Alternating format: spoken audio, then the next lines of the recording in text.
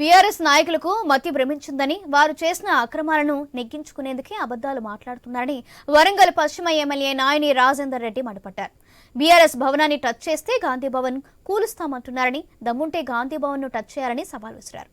Land కబ్జాలు చేసినోళ్లపై rowdy sheet open చేస్తామని హెచ్చరించారు. దాస్యం వినయ్ భాస్కర్ చేసిన అక్రమాలు 2 రోజులకొకటి బయటపెడతామని, హన్మకొండ జిల్లాను నాశనం చేస్తారని ఫైర్ అయ్యారు. ఇక నర్సంపేటలోని ఏమీ చేయలేదని పెద్దిది సుదర్శన్ రెడ్డి ఇక్కడికి వచ్చి ఏం చేస్తాడంటూ ఘాటుగా విమర్శించారు. ఎన్నికల్లో ప్రజలు బుద్ధి చెప్పినా వాళ్ళకి ఇంకా బుద్ధి రాలేదన్నారు. తాను వాళ్ళుగా గాలి మాటలు మాట్లాడడం లేదని, అన్ని ఆధారాలు ఉన్నాయని, వాళ్లకు ఆ స్థలాన్ని కేటాయించలేదని, ప్రెస్ క్లబ్ వెనకాల ఉన్న స్థలం ఇస్తే వారు మార్పు కోసం లెటర్ పెట్టారు కానీ కేటాయించలేదని తెలిపారు. ఇక కరెంటు మీటర్ లేదని, ఇంటి నెంబర్ కూడా లేదని, ఇవి నిజాలో కావో లేదో వాళ్లే చెప్పాలంటారు. వాళ్ళ దగ్గర ప్రూఫ్లు ఉంటే తీసుకురావాలని మీడియా సమక్షంలో బహిరంగ చర్చకు సిద్ధం అంటూ సవాల్ విసురుతున్న ఎమ్మెల్యే నాయని రాజేందర్ రెడ్డితో మా వరంగల్ ప్రతినిధి Prashanth face to face. Heat ఎక్కింది. అధికార కాంగ్రెస్ పార్టీ ఎన్నికలకు ముందు ఏదైతే బీఆర్ఎస్ పార్టీ చేసిన భూ కబ్జాలను మేము దశల వారీగా బహిర్గతం చేస్తామని చెప్పేసి ఎన్నికలలో ప్రజలకు ఇచ్చిన మాట ప్రకారం మొదటి వేటుగానే బీఆర్ఎస్ పార్టీ కార్యాలయం యొక్క అక్రమ నిర్మాణం అంటూ కూడా అధికారికంగా పత్రాలు తీసుకొస్తూ కూడా నిరూపిస్తున్నారు పశ్చిమ ఎమ్మెల్యే నారాయణ రెడ్డి గారు. వారు మనతో ఉన్నారు, మాట్లాడించే ప్రయత్నం. సార్ చెప్పండి, ఎన్నికలకు ముందు ప్రజలకు చెప్పారు భూ కబ్జాలు తీస్తామని, ప్రజలకు చేసిన కబ్జాలను బయటకు తీస్తామన్నారు, కానీ తొలివేటే బీఆర్ఎస్ పార్టీ పైన వేశారు. అంటే ఇది వాళ్ళేమో రాజకీయ కక్ష సాధింపు అంటున్నారు, మీరేమో అనాధికారికంగా నిర్మించడం వల్ల నేనే స్వయంగా కంప్లైంట్ చేశానంటారు. దీని మీద ఏం చెప్తారు? ఇప్పుడు మీరు చూడండి, ఇది మొట్టమొదటిది కాదు, ఆల్రెడీ 40-50 అయినాయి. మిషన్ హాస్పిటల్ కానివ్వండి, ఇంకా చాలా ఉన్నాయి. ఇవన్నీ అందులో ఇది ఒకటి, ఇది మొదటిదేం కాదు. కాకపోతే ఏంటంటే ఇది బయటికి ఎందుకు ఎక్కువ వస్తుంది, పేరు ఎందుకు వస్తుంది అని అంటే వాళ్ళు మనిషి 1-2 కబ్జాలు చేస్తే మనోడు 200 చేసిండు కాబట్టి కొద్దిగా పేరు ప్రఖ్యాతులు అలా టాప్ గట్టిగా ఉన్నాడు కాబట్టి పేరు వచ్చింది, ప్రెస్ మీట్ వచ్చింది. ఇప్పుడు ఇవాళ నేను ఒకటే అడుగుతున్నా, ప్రెస్ మీట్లో మీకు ఆధారాలతో సహా సబ్మిట్ చేసిన వీటి మీద నేను అడిగే వాటికి ప్రశ్నలు జవాబు చెప్పండి. మీకు చాలా మేధావులు ఇది మాట్లాడింది కదా, మీకు ఇంటి నెంబర్ ఉందా, అది పార్క్ ల్యాండా కాదా, ఆధారాలు ఇచ్చిన. పార్క్ ల్యాండ్ అనేది క్లియర్గా ఇన్ఫర్మేషన్ యాక్ట్ నేను చెప్పేది. బాధ్యత గల నాయకునిగా ఎమ్మెల్యేగా 4 సార్లు గెలిచినావు. మరి మీ గురువు కేటీఆర్ గారు మేధావులం, ఇంటెలెక్చువలం, ఇది అది అని ఇన్ని చెప్పినావు కదా, మరి ఇలా నువ్వు కూడా అలా ప్రెస్ మీట్ పెట్టి భోజనాలు చేసి తిరిగినావు. నువ్వే హౌస్ ట్యాక్స్ కట్టడం అనేది తెలియదా మీకు అలాట్ చేస్తే? ఇవాళ 10 ఏళ్ళల్లో నువ్వు చిన్న ట్యాక్స్ కడితే బోర్లు బొచ్చలు ఎత్తుకపోయి లోపడేసినవే, మీకు సిగ్గు అనిపించట్లేదు? ఇంట్లో నేను ఆధారాలతో సహా అన్ని సబ్మిట్ చేసిన, వీటికి జవాబు చెప్పండి. మీరు గాంధీ భవన్ అది ట్రస్ట్ది, మేము కిరాయి కడుతున్నాం వాళ్ళకు, మీకు అదే తెలియదా? ఇది అన్నావు, ఇది మున్సిపల్ కార్పొరేషన్ అప్రూవల్ అయింది, కూడా దాంట్లో అప్రూవల్ అయింది. దీంట్లో ఎందుకు కిరాయికి ఇచ్చుకున్నట్టే మెయింటెనెన్స్ కిరాయికి ఇచ్చుకుంటామని చెప్పి కమర్షియల్కి కన్వర్ట్ చేసేటప్పుడే మేము పెట్టుకున్నాము. ఇవాళ కాదు, నీకు ఏం లేని దాని గురించి మేము ఏం మాట్లాడాలి? నేను ఆధారాలతో ముందు పెట్టినా, నీకు ఇల్లు ఏమైనా ఆధారాలు ఉంటే నువ్వు మనిషి అయితే తీసుకొచ్చి చూపి, లేదంటే నీకు చేత కాదు అంటే దీన్ని కూడా మేమే తీసుకొచ్చి చూపిస్తా.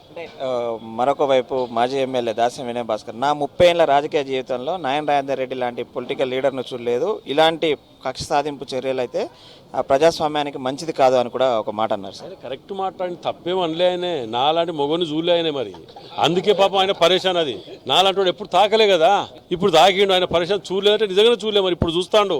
మంచిగా చూసుకో, ఫోటో పెట్టుకో, రోజు పొద్దుగా లేవో మంచిగా చూసుకో. అదేవిధంగా నర్సంపేట మాజీ ఎమ్మెల్యే కూడా, నేను కూడా ఎన్ఎస్ఏ కార్యకర్తగా చెప్తున్నాను, అక్కడ గాంధీ భవన్ కానీ ఇక్కడ కాంగ్రెస్ భవన్లు నడిచేటివి కూడా పార్టీ పేరుతోటే నడుస్తాయి, మా ఇటుక ముట్టుకుంటే వాళ్ళ కార్యాలయాలను కూల్చేస్తామని కూడా అన్నారు. సార్ నేను సుదర్శన్ రెడ్డి గారు కూడా మళ్ళీ చెప్తున్నా, నీకు అన్నీ తెలుసు, ఆత్మాభిమానాన్ని చంపుకొని ఏదో ఖండిస్తానా, ఏదో ప్రతికార చర్య అని చెప్పి వంక పెట్టి మరోసారి ఆ ముసుగు వేసుకోకు. నీకు అన్ని వాస్తవాలు తెలుసు, తెలియక కాదు. నేను ఇప్పుడు సుదర్శన్ రెడ్డి గారిని అడుగుతానా, హౌస్ ట్యాక్స్ కట్టకుండా అక్రమంగా ఆక్రమించుకొని అందులో ఉంటుందని సమర్థిస్తావా?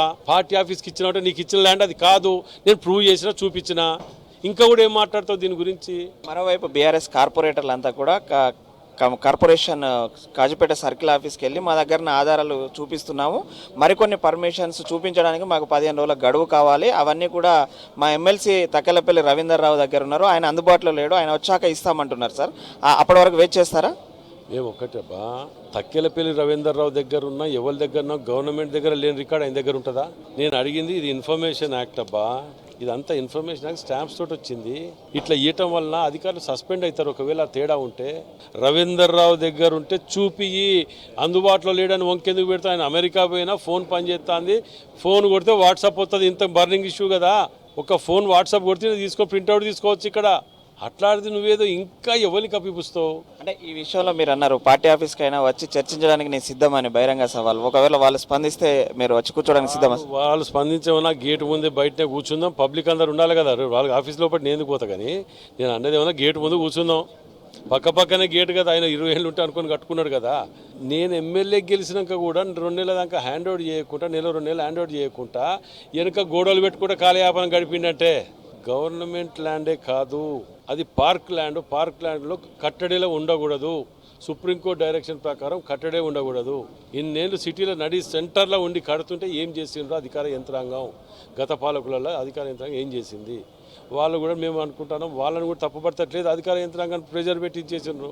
అదే ప్రదేశంలో ఉన్న ఎమ్మెల్యే క్యాంప్ ఆఫీస్లో స్వయంగా మీరే ఉంటున్నారు సార్. ఒకవేళ మరి అది కూడా పార్క్ జోన్ అని తేలితే ఏం చేస్తారు? నేను వాళ్ళ తిరిగా ఉంచింది నాక, అది గిది పార్క్ ల్యాండే అని అనమనండి, మరుక్షణం కట్టుబట్టలతో అక్కడికి వెళ్ళిపోతా.